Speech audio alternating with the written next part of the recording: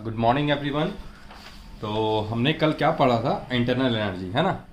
और I hope कि आपने सबने सीपी सीवी को एक बार रिवाइज कर लिया होगा। अगर नहीं किए हो तो अभी 5-10 मिनट एक बार रिवाइज कर लो, और कल क्या पढ़ाया था उसको भी एक बार रिवाइज कर लो, वीडियो पॉज करके आराम से। कोई दिक्कत नहीं है, क्लास 11 बजे नहीं 11:15 में भी तुम स्टार्ट करो, क्या जाता है, लेकिन रिवाइज करके, है ना।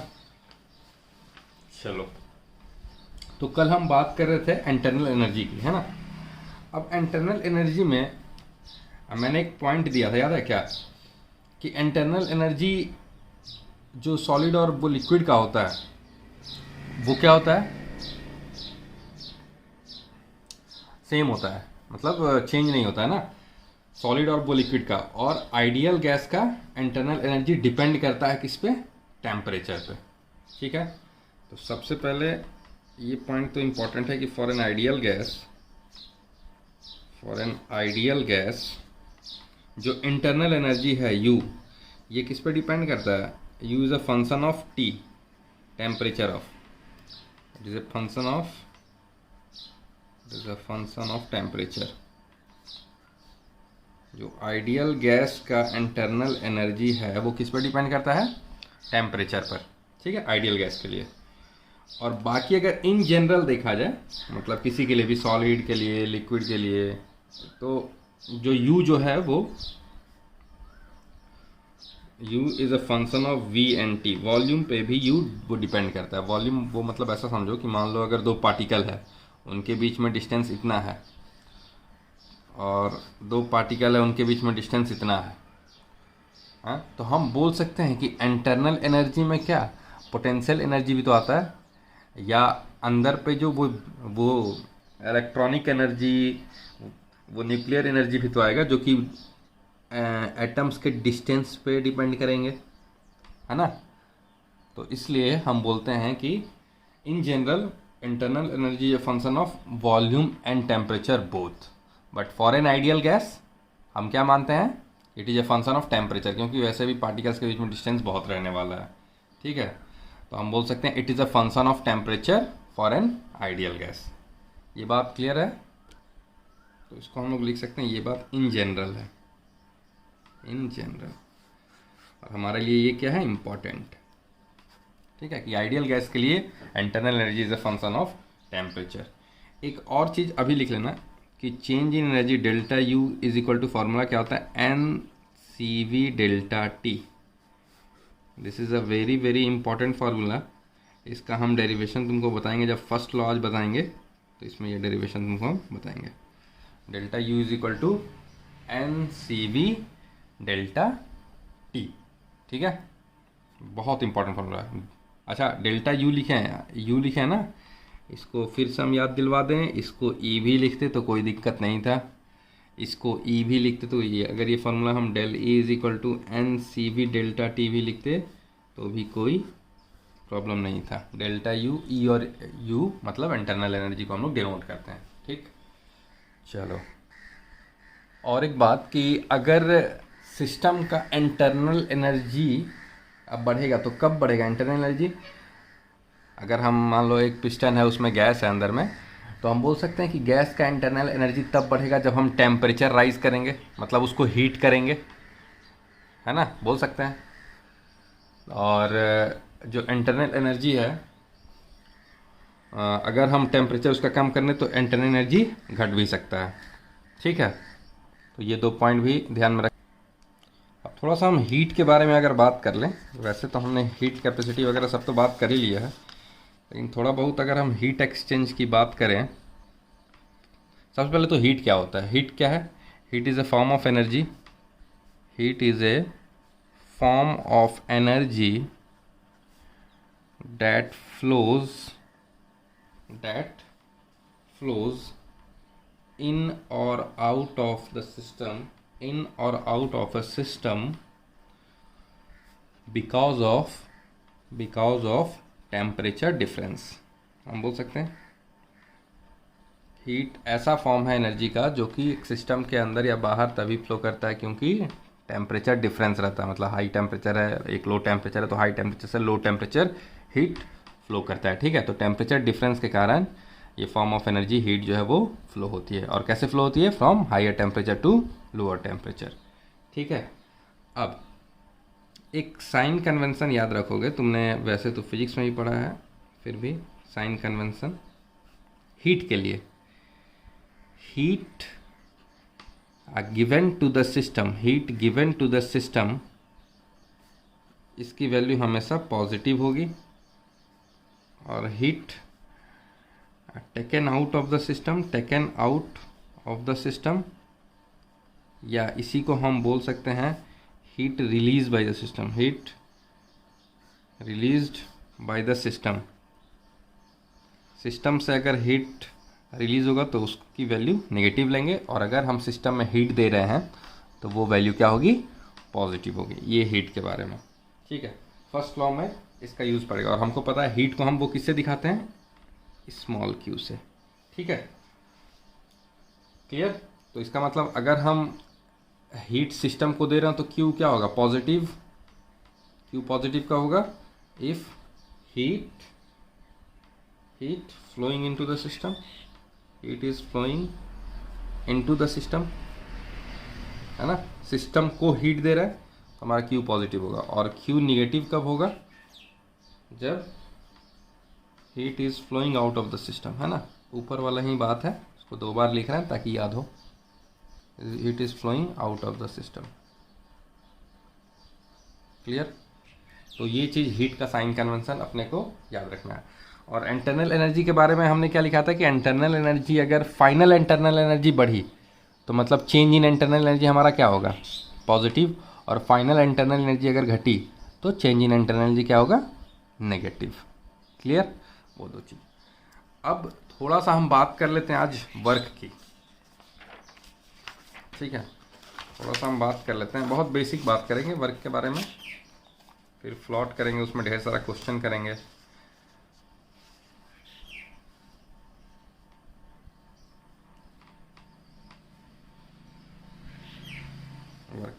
वर्क की बात करने से पहले हम लोग कुछ प्रोसेसेस की बात कर ले क्या? प्रोसेसेस लाइक एडियाबैटिक, रिवर्सिबल, ऐसे तुम लोग पढ़े हो, बस एक बार रिकॉल करा देता हूँ। तो रुको, वर्क के पहले अगर हम बात करें तो पहले हम प्रोसेसेस की बात कर लेते हैं ना। तो चलो एक एक करके बताओ टाइप्स ऑफ प्रोसेसेस। अगर हम लिखते हैं टाइप्स ऑफ प्रोसेसेस, है ना, टाइप्स ऑफ प्रोसेसेस अगर वो लिखते हैं तो पहला है, मान लो आइसोथर्मल प्रोसेस। आइसोथर्मल प्रोसेस, तो ये कैसा प्रोसेस होता है बताओ? फिजिक्स में ही पढ़े हो आप लोग। आइसोथर्मल प्रोसेस में क्या कांस्टेंट होता है? जिसमें temperature of system during entire process remains constant, है ना? टेम्परेचर, द प्रोसेस, ऐसा लिख दोगे, the process in which temperature of the system during entire process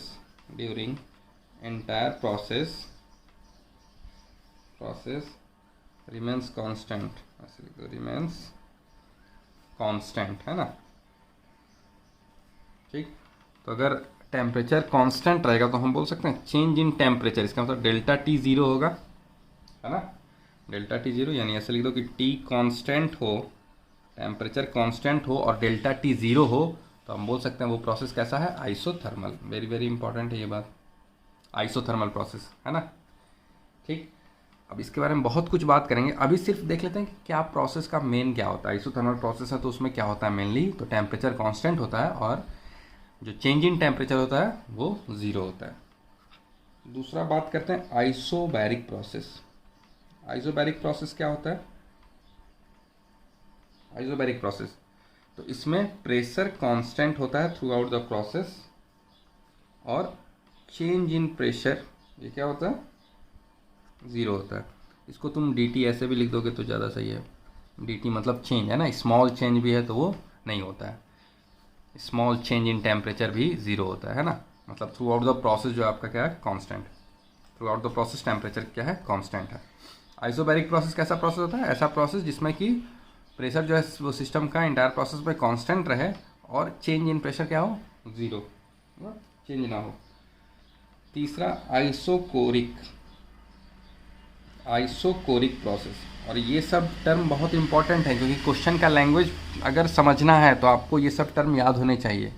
वो डायरेक्ट वो पूछे है कि एक आइसोथर्मल प्रोसेस कराया जा रहा है, तो इतना वो बोल दिया, मतलब वो तुमको इन्फॉर्मेशन दे दिया भाई टी कांस्टेंट है, डी टी ज़ीरो है, ठीक है। या बोलेगा आइसोबैरिक प्रोसेस करवाया जा रहा है, तो उसने बोल दिया कि पी कांस्टेंट है, डी पी ज़ीरो है। तो ये आपको इन सब टर्म्स को हमेशा ध्यान में रखना होगा, है ना। ए बी सी डी बोल सकते हो इसको तुम, A B C D of thermodynamics.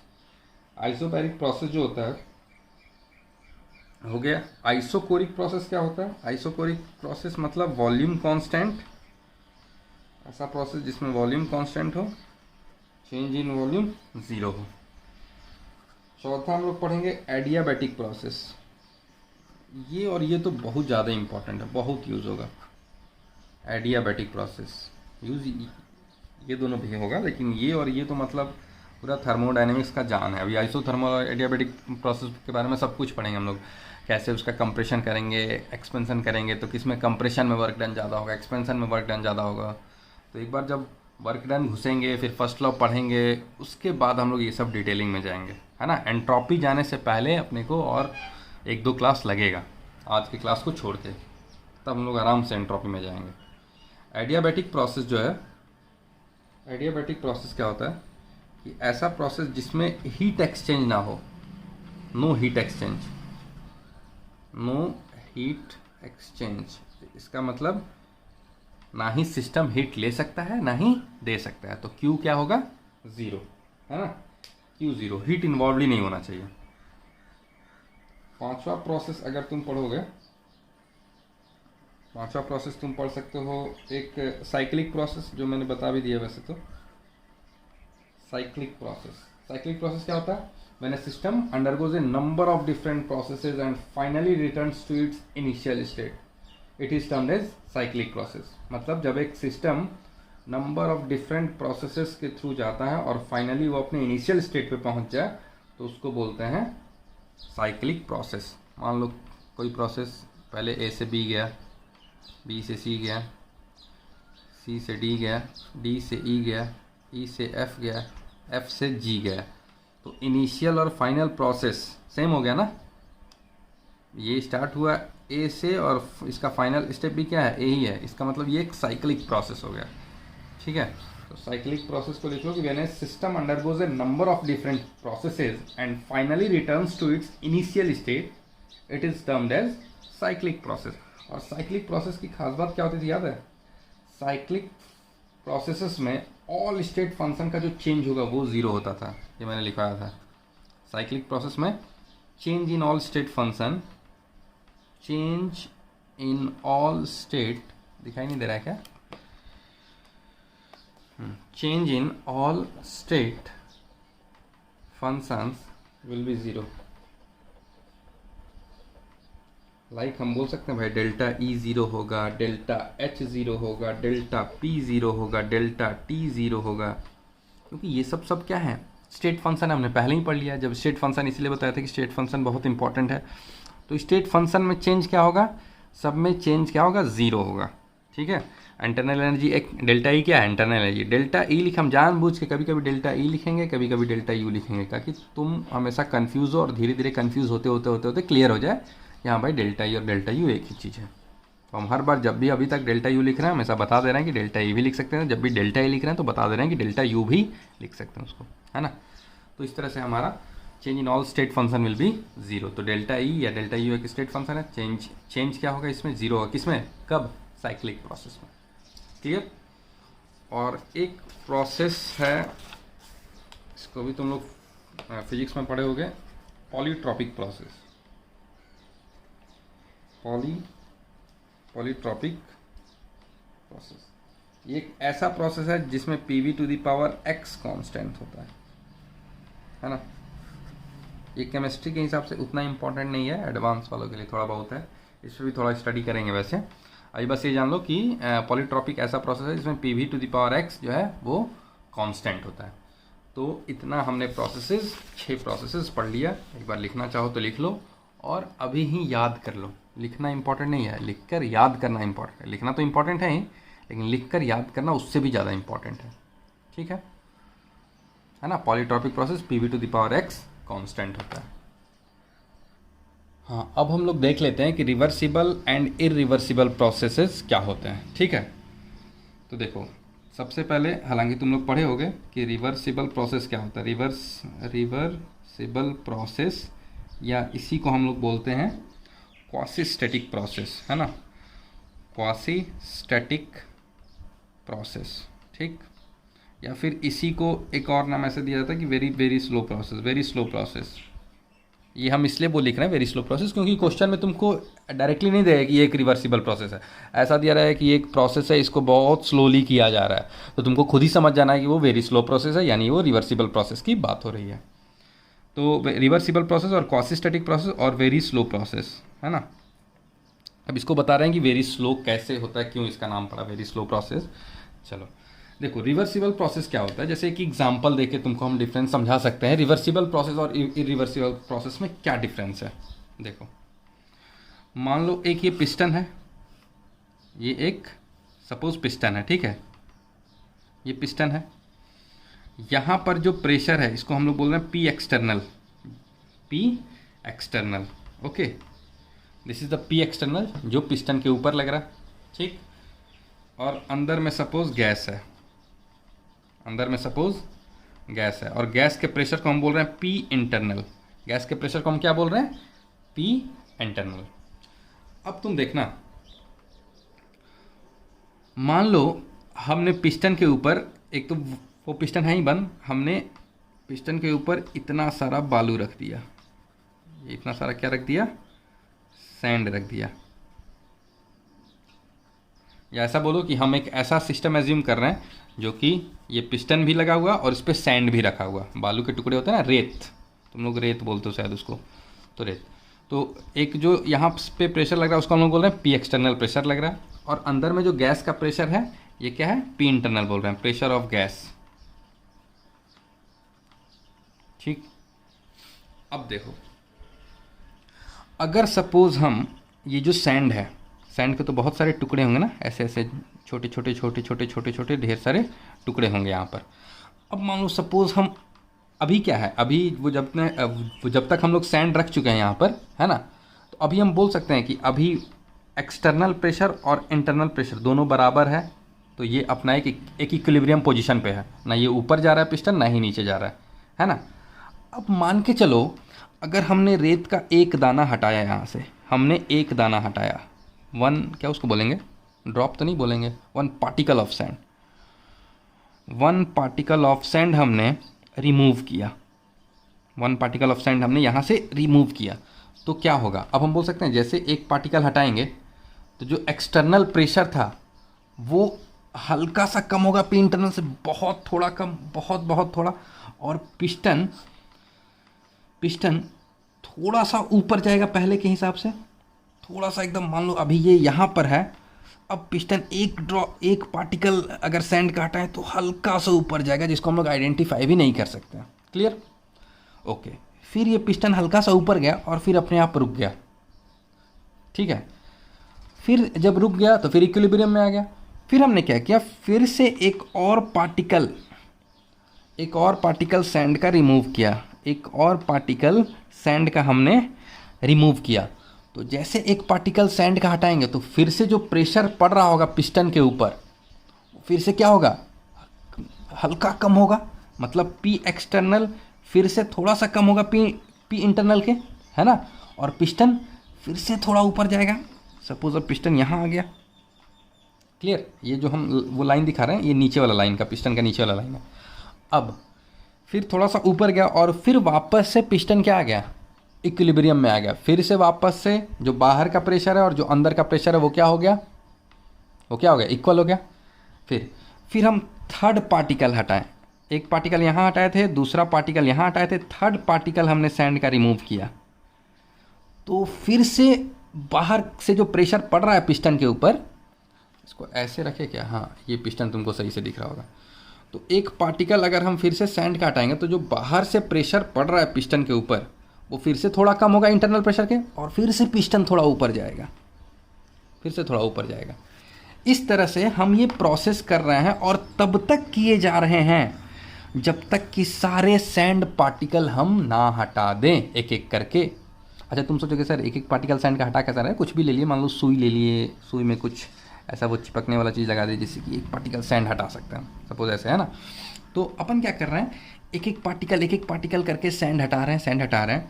और सोचो ये सैंड मान लो सपोज ½ kg सैंड था, तुमने स्टार्टिंग में ½ kg सैंड ले रखा था, आधा किलो रेत जो है पिस्टन के ऊपर ही रखा हुआ था तुमने।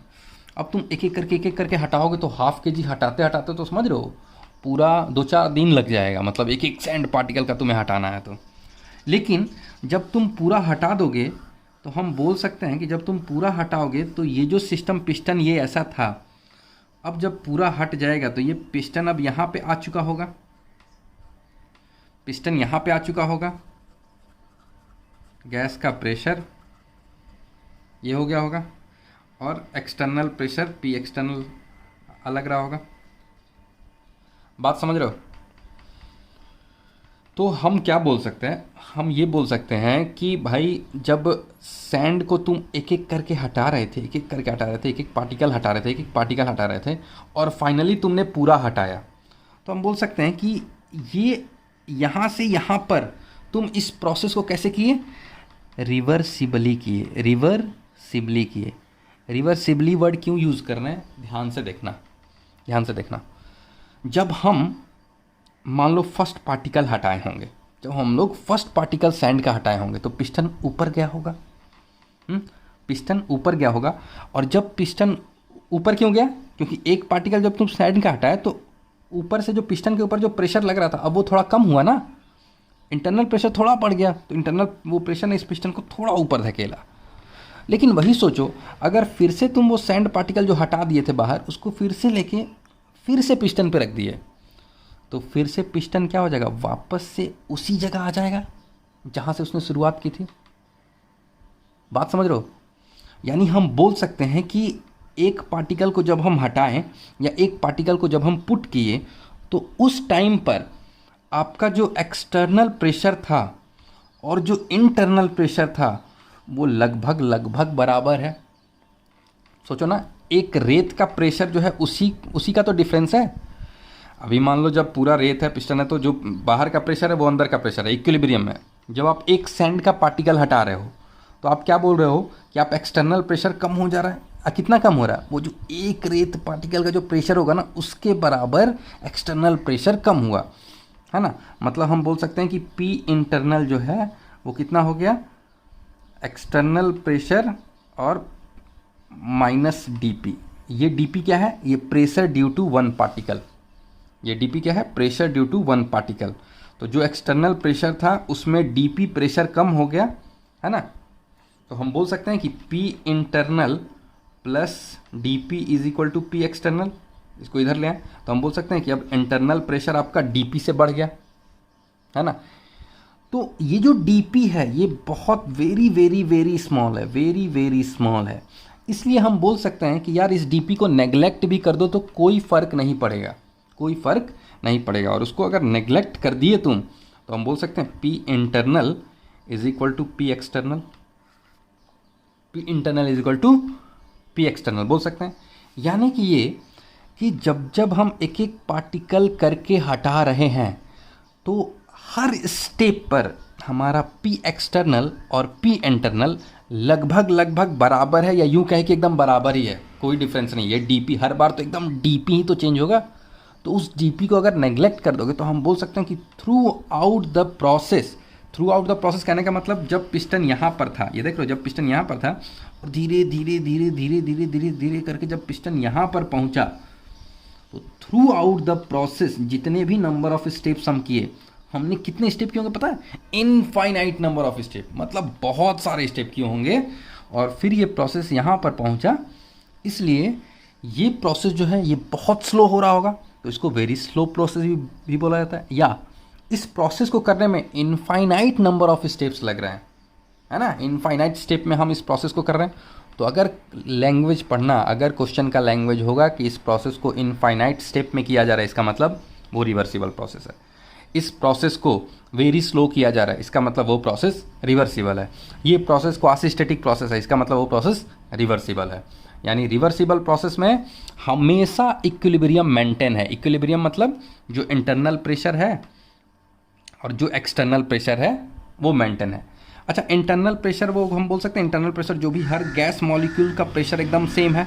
हर गैस मॉलिक्यूल का, जो गैस मॉलिक्यूल यहाँ पर है, जो गैस मॉलिक्यूल यहाँ पर है, सबका प्रेशर सेम है थ्रू आउट द प्रोसेस बोल सकते हैं।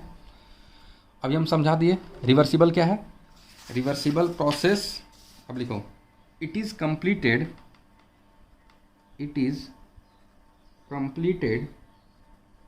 in infinite number of steps and takes infinite time for completion, है ना, infinite time for completion, पहली बात। दूसरी बात हम लोग एज्यूम करते हैं कि जो पिस्टन है वो क्या है, फ्रिक्शनलेस पिस्टन है ना। जो पिस्टन है वो क्या है, फ्रिक्शनलेस पिस्टन है, तो इसको लिखना जरूरी नहीं है। उसके बाद हम ये बोल सकते हैं कि सिस्टम जो है, system is in equilibrium with surrounding in all stages या थ्रू आउट द प्रोसेस। हम बोल सकते हैं कि सिस्टम और सराउंडिंग, सिस्टम हमारा ये, सराउंडिंग हमारा ये, तो सिस्टम और सराउंडिंग हमेशा इक्विलिब्रियम में रहे। मतलब किसके थ्रू, प्रेशर के थ्रू, कि बाहर का प्रेशर अंदर का प्रेशर इच पॉइंट पर इक्वल ही रहा। तो हम बोलते हैं कि system is in equilibrium with surrounding in all stages. ठीक है। उसके बाद इट इज़ एक्सट्रीमली स्लो, ये तो हम लोग बोल ही रहे हैं, it is extremely slow to अकर।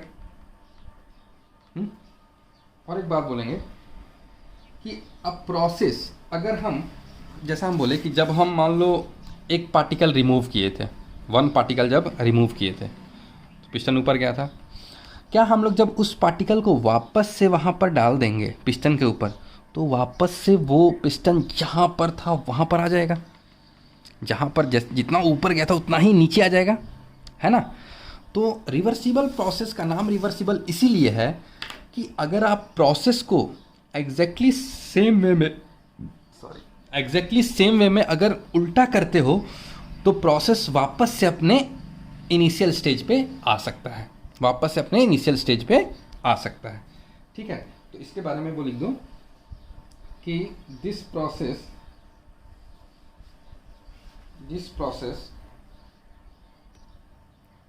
हम लोग बोल सकते हैं दिस प्रोसेस, या ऐसे लिखो कि ये एक ऐसा प्रोसेस है, process in which all changes occurring at any part of the system are exactly reversed when small changes in variables are carried out in opposite direction। इसका मतलब क्या, वही जो समझाया है। इसका मतलब ये कि किसी भी तुम वो पॉइंट पे रहो, मान लो तुमने एक ऐसे पॉइंट पे पहुंच गए हो जहां तुम 100th पार्टिकल्स वो सैंड का रिमूव कर चुके हो, 100th पार्टिकल सैंड का तुमने क्या कर दिया, रिमूव कर चुका है, और फिर पिस्टन कुछ ऊपर आ चुका है। अब तुम चाहते हो कि फिर से जो 100th पार्टिकल, 100वां पार्टिकल जो तुमने रिमूव किया, उस पार्टिकल को फिर से रख दो पिस्टन के ऊपर, तो क्या फिर से पिस्टन जहाँ पर था वहीं पर आ जाएगा। मतलब जहाँ पर था इन केस, मतलब 100th पार्टिकल रिमूव करने से पहले जहाँ पर था वहीं पर आ जाएगा, है ना। तो वही बात है कि किसी भी पॉइंट पे तुम रहो, प्रोसेस को एग्जैक्टली तुम वहीं पर पहुँचा सकते हो जब तुम जो चेंजेस किए हो वो चेंजेस दोबारा अपोजिट डायरेक्शन में करो तो। अच्छा, तुमने रिवर्सिबल प्रोसेस की एक खास बात ये देखी क्या, कि हर पॉइंट पर जैसे जैसे तुम बालू हटा रहे हो तो तुम्हारा क्या हो रहा है, ये प्रेशर जो है वो वेरी कर रहा है, एक्सटर्नल प्रेशर वेरी कर रहा है, जो ऊपर से प्रेशर लग रहा है एक्सटर्नल प्रेशर वो क्या हो रहा है, वेरी कर रहा है हर पॉइंट पे। तो अगर एक्सटर्नल प्रेशर वेरी कर रहा है और हम ये बोल रहे हैं कि हर पॉइंट पे एक्सटर्नल प्रेशर और इंटरनल प्रेशर बराबर भी है, क्योंकि हम लोग डीपी को नेग्लेक्ट कर रहे हैं, तो हम ये बोल सकते हैं कि भाई तो इसका मतलब ये हुआ कि पी एक्सटर्नल तो पी इंटरनल के बराबर है, और पी एक्सटर्नल हर पॉइंट पर through out the process, P external क्या है, वेरिएबल है, मतलब पी एक्सटर्नल वेरी कर रहा है, कांस्टेंट नहीं है, वेरी कर रहा है through out the process, through out the process very कर रहा है। लेकिन फायदे की बात यह है कि पी इंटरनल भी पी एक्सटर्नल के बराबर है, तो पी इंटरनल भी वेरी कर रहा है। ठीक है, तो ये पॉइंट सबसे इंपॉर्टेंट हुआ क्या, कि थ्रू आउट द प्रोसेस, हाँ तो हम बोल सकते हैं कि पी एक्सटर्नल और पी इंटरनल बराबर है, और P external is variable through out the process, P external is variable through out the process. इसका मतलब यही बोल सकते हैं कि P internal is also variable through out the process, है ना, इज ऑल्सो वेरिएबल, क्योंकि पी एक्सटर्नल और पी इंटरनल तो बराबर ही है ना, through out the process is also variable through out the process. सबसे इंपॉर्टेंट बात है ये कि भाई रिवर्सिबल प्रोसेस है तो क्या होगा, पी एक्सटर्नल जो है वो वेरिएबल होगा, वो हमेशा वेरी करेगा, कांस्टेंट नहीं होगा, वेरिएबल होते रहेगा। ठीक है, और रिवर्सिबल प्रोसेस एक आइडियल प्रोसेस है, ये तो लिख ही सकते हो कि reversible it is an ideal process, it is an ideal process. ठीक है, क्योंकि कोई भी प्रोसेस इनफाइनाइट टाइम लेता नहीं है, कुछ ना कुछ फाइनाइट टाइम लेगा, है ना, तो इनफाइनाइट टाइम लेना ही एक आइडियल वाली बात हुई, इसलिए एक प्रोसेस आइडियल हुआ। ठीक है, और वो सिस्टम क्या है, हर स्टेजेस पे इक्विलिब्रियम में है। ठीक है, ये हो गया अपना रिवर्सिबल के बारे में बात करें। तुम वो चाहो तो ये डायग्राम अपने लिए बना सकते हो, या कभी किसी को समझाना हुआ या खुद समझना हुआ तो ये सैंड का एग्जाम्पल देके समझा सकते हो। ठीक है, हम जो ये पी एक्सटर्नल बोल रहे थे, ये हम क्या बोल रहे थे कि जब सैंड भी है, पिस्टन भी प्रेशर है, तो इनको मिला के जो भी प्रेशर अभी इस पिस्टन पे लग रहा है उसको हम बोल रहे हैं पी एक्सटर्नल, है ना। तो उस पी एक्सटर्नल मतलब इस सैंड की वजह से ही जो प्रेशर है वो भी आ रहा है ना। अब एक एक पार्टिकल जब हम हटा रहे थे तो पी एक्सटर्नल का प्रेशर थोड़ा थोड़ा कम होते जा रहा था, है ना, P external minus D P जिसको बोल रहे थे, और वो डी पी बहुत कम था, उसको नेग्लेक्ट कर दे रहे थे। ठीक है, चलो वहीं अगर इरिवर्सिबल प्रोसेस की बात करें तो जस्ट इसका उल्टा होगा, जस्ट इसका उल्टा होगा। सबसे पहला पॉइंट जो इरिवर्सिबल प्रोसेस में तुम लिख सकते हो, इरिवर्सिबल प्रोसेस में जो सबसे पहला पॉइंट लिखो कि it is a fast process, it is a fast process. ठीक है, it is a fast process. अब देखो इसको भी समझा देते हैं, चाहो तो तुम डायग्राम यहाँ पे बना लेना, हम यहाँ पे बना के समझाते हैं। ये पिस्टन है, ये पिस्टन है। ठीक है, तुम इसको एक ही बार में जोर से खींच दिए, एक ही बार में दम लगा के एकदम खींच दिए और पिस्टन यहाँ पहुँच गया, पिस्टन यहाँ पहुँच गया सपोज। तो ये प्रोसेस करने में तुमको कितना सेकंड लगा, विद इन सेकेंड्स की, नैनो सेकेंड्स, एकदम ऐसे लिए झट से एकदम झटके से ऐसे खींच दिए पिस्टन को, तो तुरंत पिस्टन यहाँ था अब यहाँ पहुँच गया। तो ये तो फास्ट प्रोसेस है ना, वही तो ये हो गया फास्ट प्रोसेस। और स्लो प्रोसेस क्या होता, स्लो प्रोसेस वो ये होता कि तुम एकदम क्या करते, एक यहाँ पर सपोज एक वो नट बोल्ट वो लगा देते बाहर ऐसे स्क्रू टाइप का, और धीरे धीरे स्क्रू ऐसे घुमाते, आस्ते आस्ते धीरे धीरे धीरे, तो क्या होता है धीरे धीरे धीरे पिस्टन ऐसे धीरे धीरे धीरे धीरे 5-6-7 घंटे में इस पोजीशन पे आता है, ये जो पोजीशन है पिस्टन का इस पोजीशन पे आता है 7-8 घंटे में। तो हम बोल सकते हैं ये वेरी स्लो प्रोसेस हुआ। तो इसका मतलब हम ये बोल सकते हैं कि भाई ये प्रोसेस रिवर्सिबल है और ये प्रोसेस क्या है, इरिवर्सिबल। ये प्रोसेस क्या है, इरिवर्सिबल। उसके बाद और क्या बोल सकते हैं, इस प्रोसेस में हर स्टेज पर, हर लाइन जो है वो स्टेज है, हर स्टेज पर बाहर का प्रेशर और अंदर का प्रेशर बराबर होगा, और हर स्टेज पे पी एक्सटर्नल जो है वेरी कर रहा होगा। ठीक, यहाँ पर देखो, यहाँ पर तो एक बार हम यहाँ पर थे और दूसरी बार यहाँ पर पहुँचे।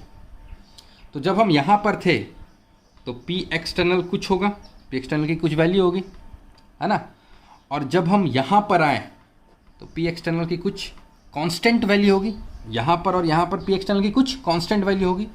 तो हम बोल सकते हैं कि भाई इरिवर्सिबल प्रोसेस में पी एक्सटर्नल जो है वो आपका कांस्टेंट होता है, वो आपका कांस्टेंट होता है, उसकी कुछ फाइनाइट वैल्यू होती है एकदम, या तो यहाँ पर या तो यहाँ पर, दोनों जगह कुछ ना कुछ फाइनाइट वैल्यू है। तो पी एक्सटर्नल इज कांस्टेंट। बात समझ लो, इरिवर्सिबल प्रोसेस में पी एक्सटर्नल इज कांस्टेंट। अच्छा, पी एक्स अगर इरिवर्सिबल प्रोसेस की बात करें तो हम ये भी बोल सकते हैं कि इरिवर्सिबल के केस में ऐसा दो ही जगह था जब ये ऐसा दो ही स्टेज था जहाँ पर पी एक्सटर्नल और पी इंटरनल बराबर होगा। एक तो जब स्टार्टिंग में जब पिस्टन ऐसे रुका हुआ था यहाँ पर, तो इसका मतलब पी एक्सटर्नल और पी इंटरनल बराबर होगा। और दूसरा क्या, जब यहाँ पर आके रुका, जब पिस्टन को तुम ऊपर कर दिए और वहाँ पर जब पिस्टन रुका था तो वहाँ पर भी पी एक्सटर्नल और पी इंटरनल बराबर हुआ था। बाकी तुम कहीं बीच में बोल सकते हो क्या? बाकी तुम कहीं बीच में नहीं बोल सकते हो कि भाई ऐसा हुआ होगा, है ना। हाँ, तुम यहाँ और यहाँ के बारे में बस बोल सकते हो, लेकिन इसमें तुम बोल सकते हो कि हर पॉइंट पे पी एक्सटर्नल और पी इंटरनल बराबर हो रहा था। हर पॉइंट पे पी एक्सटर्नल वेरी तो हो रहा था, वेरिएबल था, लेकिन उसी तरह पी इंटरनल भी वेरिएबल था। अब इसको हम समझाएं क्या कि कैसे यहाँ पर और यहाँ पर अचानक से जब किए तो क्यों ये इक्विलिब्रियम में नहीं है। देखो, सुनो, आराम से सुनना, कंफ्यूज मत होना बिल्कुल। जब ये यहाँ पर था, जब ये पिस्टन यहाँ पर था, ठीक है, जब ये पिस्टन यहाँ पर था यार, तो हम क्या बोल रहे हैं कि ये जब पिस्टन यहाँ पर था तो हम बोल सकते हैं कि अभी तो ये इक्विलिब्रियम में है, और जब इक्विलिब्रियम में है तो हम बोल सकते हैं कि इस पार्टिकल का प्रेशर और जो नीचे बॉटम पार्टिकल का प्रेशर है वो दोनों सेम होगा, पी इंटरनल और इसका भी पी इंटरनल प्रेशर सेम होगा, ठीक। अब मान लो अचानक से मैंने इसको खींच दिया, अचानक से इसको मैंने ऊपर खींच दिया, ये जो पिस्टन वहाँ था अचानक से मैं इसको यहाँ ऊपर तक ले आया, दिख रहा है, अचानक से मैं इस पिस्टन को कहाँ ले आया, यहाँ ऊपर तक। तो क्या सिचुएशन रहा होगा, देखो, पहले तो पार्टिकल ऐसे थे, ये जो सिचुएशन है ना नीचे वाला, बस हम उसको यहाँ पर बना रहे हैं कि पहले तो पार्टिकल ऐसे थे, मतलब अब ये मत बोलना कि सर साइज बड़ा छोटा हो गया, वो तुम समझदार हो इतना, ठीक। तो जब पिस्टन यहाँ पर था तो पार्टिकल ऐसे थे, मैंने अचानक से पिस्टन को ऐसे ऊपर खींच दिया। अब अचानक से ऐसे ऊपर खींच दिए तो क्या होगा, सिचुएशन समझो, क्या जब अचानक से खींचे होंगे तो इसका तो प्रेशर जो था वही होगा, लेकिन क्या ये जो पार्टिकल्स हैं जो इस पिस्टन से पहले सटे हुए थे, क्या उनका भी प्रेशर वही रहेगा क्या? सोच के देखो, नहीं। क्यों? क्योंकि आप बोल सकते हैं कि भाई इस पार्टिकल के लिए स्पेस ज़्यादा है मूव करने के लिए, तो इस पार्टिकल के पास वॉल्यूम ज़्यादा है। ये जो गैस के पार्टिकल्स हैं, इन पार्टिकल के पास इस पार्टिकल के पास वॉल्यूम ज़्यादा है, स्पेस ज़्यादा है मूव करने के लिए, तो हम बोल सकते हैं कि इन पार्टिकल्स का वॉल्यूम बढ़ा दिए, जबकि इनका आपने एज इट इज़ रखा। अचानक से जब बढ़ाया तो इन पे उतना फ़र्क नहीं पड़ रहा, और हम इस एट द इंस्टेंट की बात कर रहे हैं कि जब ये ऊपर डायरेक्ट खींच दिए होंगे, तो उस इंस्टेंट पे इन जो पार्टिकल्स, इनके पास इतना स्पेस हो गया होगा, मतलब इन पार्टिकल्स का क्या हो गया, वॉल्यूम इंक्रीज कर गया, और वॉल्यूम इंक्रीज हो गया इन पार्टिकल्स का, तो हम बोल सकते हैं प्रेशर क्या हो गया होगा, प्रेशर डिक्रीज किया होगा अचानक से इन पार्टिकल का। Pressure is inversely proportional to volume, तो अगर हम वॉल्यूम क्या किए, इंक्रीज कर दिए, तो प्रेशर क्या हो जाएगा, अचानक से इस पार्टिकल का डिक्रीज हो जाएगा, लेकिन इस पार्टिकल का तो प्रेशर वही रहेगा जो पहले था। तो इस तरह से हम बोल सकते हैं कि इस पार्टिकल और इन गैस पार्टिकल का प्रेशर अब बराबर नहीं है, तो ये गैस अभी मैकेनिकल इक्विलिब्रियम में नहीं है, बोल सकते हैं ना। तो this is the concept of irreversible process, कि जब आपने इरिवर्सिबल प्रोसेस किया तो ये जो है इंटरनल प्रेशर पूरा का पूरा थ्रू आउट इक्विलिब्रियम में नहीं है। इसलिए हम बोलते हैं कि हम जब यहाँ पर आ रहे हैं, तो इन सब बीच में इधर यहाँ प्रोसेस इक्विलिब्रियम में नहीं है। हाँ, एक बार जब यहाँ पहुँच गया, थोड़ा टाइम हो गया, सारे गैस पार्टिकल उठते उठते यहाँ पर आ गए, ये भी गैस पार्टिकल अपना होमोजीनियसली फैल गए, तब फिर से वापस से सिचुएशन ये हुआ कि ये प्रेशर और ये प्रेशर बराबर हो गया। बात समझ लो, इसका मतलब ये हुआ कि अगर तुम सोचोगे कि इरिवर्सिबल प्रोसेस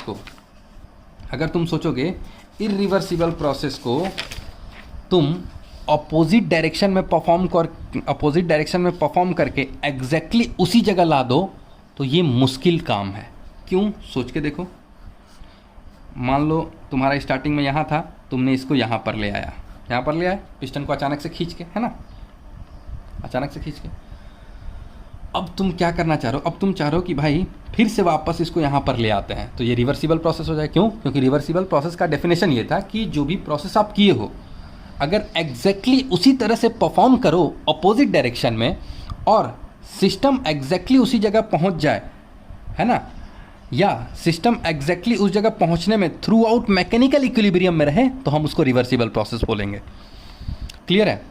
जैसे हम बोल रहे थे कि रिवर्सिबल प्रोसेस में एक एक दाना हटा रहे थे और एक एक दाना पार्टिकल बालू के डाल रहे थे, तो या तो ऊपर ले जाओ या तो वापस ले आओ, हर पॉइंट पर जो है जो प्रेशर होता था वो ज़्यादा वेरी नहीं करता था, यानी through out the process reversible में मैकेनिकल इक्विलिब्रियम कायम रहता था, है ना।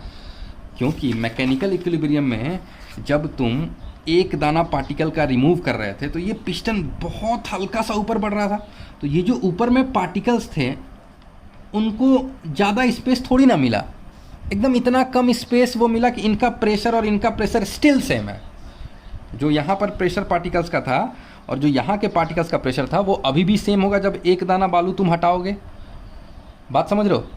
या हम बोल सकें जो दाना तुमने बालू का हटा दिया फिर वापस से जब इनको डालोगे तो ये वापस से जो पार्टिकल होंगे ये हल्का सा ही दबेंगे, बहुत कम दबेंगे, पता भी नहीं चलेगा। मतलब इनका वॉल्यूम स्टिल पहले जितना था उतना ही अभी भी है, या इनका प्रेशर और इनका प्रेशर अभी भी बराबर है। मतलब थ्रू आउट जो है हर पार्टिकल का प्रेशर बराबर है ना। यानी थ्रू आउट द प्रोसेस जो है इस प्रोसेस को करने के दौरान प्रेशर क्या है, बदला नहीं, यानी मैकेनिकल इक्विलिब्रियम हमेशा कायम रहा।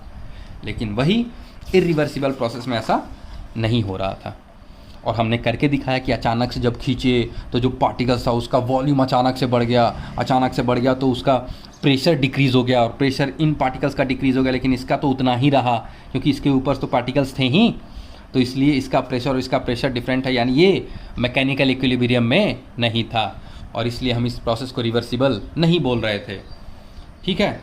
या तुम ऐसे समझो कि जब इस प्रोसेस को वापस अचानक से प्रेस करके यहाँ लाने की कोशिश करोगे तब क्या होगा। देखो, जब प्रोसेस यहाँ पर था तो यहाँ पर गैस पार्टिकल्स थे, है ना, यहाँ पर गैस पार्टिकल्स थे, ऐसे ऐसे गैस पार्टिकल्स हैं। अब अचानक से जब प्रेस करोगे तो क्या होगा, अचानक से जैसे तुमने प्रेस किया इसको यहाँ, तो जो इन पार्टिकल्स है, इन पार्टिकल्स की वॉल्यूम अचानक से कम होगी, जो इस पिस्टन के साथ है वो अचानक से कम होंगे उसका वॉल्यूम, और प्रेशर इनका अचानक से बहुत ज़्यादा बढ़ जाएगा। लेकिन जो नीचे होंगे उनका तो एट द इंस्टेंट जब इनका बढ़ा होगा अचानक से प्रेशर, इन पे तो कोई फ़र्क ही नहीं पड़ा होगा। ये तो बोल रहे हैं कि अच्छा अभी तो आ ही रहा, तो उस इंस्टेंट पे इनका तो प्रेशर अलग है और इसका प्रेशर अलग हुआ। बात समझ रहे हो? क्यों? क्योंकि वॉल्यूम इसका चेंज हुआ ना, इसका वॉल्यूम अचानक से कम हुआ, कंप्रेस हुआ, पार्टिकल्स पास में आ गए, तो इसका वॉल्यूम अचानक से कम हो गया, प्रेशर अचानक से बढ़ गया, लेकिन इस पर कोई फ़र्क नहीं पड़ा था उस टाइम। बात समझे? इसका मतलब उस इंस्टेंट पे तो ये और ये मैकेनिकल इक्विलिब्रियम में है ही नहीं। हाँ, मैकेनिकल इक्विलिब्रियम में कब आएंगे, जब अचानक से करके जब इसको यहाँ तक ले आए ना, यहाँ तक ले आए और छोड़ दिए, तो फिर आराम से धीरे धीरे फिर से पार्टिकल एक जैसे डिस्ट्रीब्यूटेड हो जाएंगे और फिर हम बोलेंगे कि हाँ अब जो है मैकेनिकल इक्विलिब्रियम है, जितना इसका प्रेशर उतना ही इसका प्रेशर। तो इसीलिए हम बोल रहे हैं कि इरिवर्सिबल प्रोसेस में, कहाँ लिख रहे थे, इरिवर्सिबल प्रोसेस एक तो फास्ट प्रोसेस होता है और दूसरा ये कि इसको अगर डिफरेंट डायरेक्शन मतलब अपोजिट डायरेक्शन में परफॉर्म करेंगे तो हम एग्जैक्टली उस पोजीशन पे नहीं पहुंच पाएंगे, मतलब प्रोसेस रिवर्सिबल नहीं होगा, है ना। ओके, ठीक है। तो इसके बारे में हम लोग क्या लिखेंगे कि प्रोसेस इन विच और देखो इतना इसलिए जोर दे रहा है ना रिवर्सिबल और इरिवर्सिबल में, क्योंकि आएगा, तुमने फिजिक्स में बस रिवर्सिबल प्रोसेस के लिए सारे काम किए हैं, यहाँ हमें सब काम रिवर्सिबल के लिए और इरिवर्सिबल प्रोसेस दोनों के लिए करना है। तो इस डिफरेंस को समझना बहुत ज़रूरी है, इस डिफरेंस को समझना बहुत ज़रूरी है कि रिवर्सिबल प्रोसेस और इरिवर्सिबल प्रोसेस में क्या डिफरेंस है। इसलिए मैं इतना टाइम ले रहा हूँ, 45 मिनट हो गया यही समझा रहा हूँ रिवर्सिबल और इरिवर्सिबल प्रोसेस क्या होता है, ठीक है। Process in which direction of change cannot be reversed by change in variable, change in variable. अब चेंज इन वो वेरिएबल क्या है, उसमें वेरिएबल क्या था, एक्सटर्नल प्रेशर वेरिएबल था। यहाँ भी प्रेशर क्या है, एक्सटर्नल प्रेशर है, ठीक है। अब देखो जैसे कैसे ये बोल रहा है कि जैसे मान लो तुमने बालू रखा था 5 केजी, 5 केजी बालू रखा था, तुम रिवर्सिबल प्रोसेस में एक एक दाना हटा रहे थे ना, एक एक दाने हटा रहे थे। यहाँ तुमने क्या किया, डायरेक्ट 2.5 केजी बालू ऐसे हाथ से ऐसे ख़त्म कर दिया, 2.5 केजी ऐसे लेके गिरा दिया, तो अचानक से ही ऊपर जाएगा ना। तो जब 2.5 केजी अचानक से गिरा दिया, अचानक से पिस्टन ऊपर जाएगा, तो ये एक इरिवर्सिबल प्रोसेस हुआ। और वही 5 केजी बालू रहता, एक एक करके एक एक करके एक एक करके हटाते तो वो रिवर्सिबल प्रोसेस होता, एक एक दाना करके हटाते। तो दिस इज़ द एकदम रियल लाइफ एग्जांपल, तुमको एकदम जैसे कहीं दिक्कत ही नहीं हो रिवर्सिबल इरिवर्सिबल पहुँच समझने के लिए, तो ये बेस्ट एग्जांपल देके मैंने समझाया। 5 केजी सैंड ले लो और इसको 2.5 केजी एक बार हटाओ, एक बार 2.5 केजी और हटाओ, या एक ही बार में 5 केजी हटा दो, तो जो चेंजेस होंगे वो इरिवर्सिबल होंगे। बात समझ रहे हो? इसका मतलब फिर से तुम 5 केजी डालोगे और सोचोगे कि प्रोसेस एग्जैक्टली उसी तरह जाए, उसी स्टेप बाय स्टेप जाए, तो ऐसा नहीं हो सकता, क्योंकि वो अचानक से होगा, ठीक है। Direction of change can not be reversed by doing change in opposite direction, लिख दो, by doing the process in opposite direction, by doing the process in opposite direction, ठीक है। तीसरा पॉइंट इसमें क्या लिखेंगे कि जो इसमें, अच्छा इसमें देखो, इसमें पी एक्सटर्नल और पी इंटरनल में जो डिफरेंस है वो हम बोल सकते हैं कहीं ना कहीं अब वेरी स्मॉल डिफरेंस नहीं होगा। पहले जो हम लोग वो लिखते थे बेटा कि पी इंटरनल, रिवर्सिबल हम लोग क्या लिखते थे, पी एक्सटर्नल और पी इंटरनल। अब एक्सपेंड हो रहा है, एक्सपेंशन का अगर वो केस लें कि पिस्टन ऊपर जा रहा है, तो हम बोल सकते हैं कि इंटरनल प्रेशर एक्सटर्नल प्रेशर से थोड़ा सा बड़ा होगा, यानी P internal plus D P is equal to P external. और ये डी पी इतना कम है कि इसको नेग्लेक्ट कर देते थे। लेकिन सोच के देखो, जब अचानक से करोगे, जब अचानक से पिस्टन ऊपर जाएगा, तो भाई यहाँ का प्रेशर और यहाँ का प्रेशर, अंदर का प्रेशर, दोनों में काफ़ी अंतर होगा, तो हम डीपी को नेग्लेक्ट नहीं कर सकते हैं, है ना। तो वो जो डिफरेंस है, डीपी डिफरेंस, वो एक कांस्टेंट होगा, है ना। तो हम बोल सकते हैं P external is equal to P external is equal to constant. External pressure को हम क्या बोलेंगे, कांस्टेंट बोलेंगे। चौथा, system is in equilibrium only at initial and final state, it is a fast process. तो इसी में so it takes finite time, यहीं पर लिख दो, it takes finite time to complete. तुरंत ये जो है कुछ फाइनाइट टाइम में, कुछ सेकंड में, कुछ मिनट में ये प्रोसेस कंप्लीट हो जाएगा, ठीक है। और दूसरी बात कि जितने भी नेचुरल प्रोसेस होते हैं ना, सोच के देखो, जितने भी नेचुरल प्रोसेस होते हैं, all natural process are irreversible. अगर आइडियली देखा जाए तो सारा नेचुरल प्रोसेस क्या है, इरिवर्सिबल है, ठीक है। रिवर्सिबल, क्योंकि रिवर्सिबल प्रोसेस तो एक आइडियल केस है ना, एक आइडियल केस है, ठीक है। और irreversible process is a natural case. तो सारे जितने भी वो नेचुरल प्रोसेस हैं, सब के सब क्या हैं, इरिवर्सिबल हैं, ठीक। और कोई पॉइंट छूट रहा है क्या?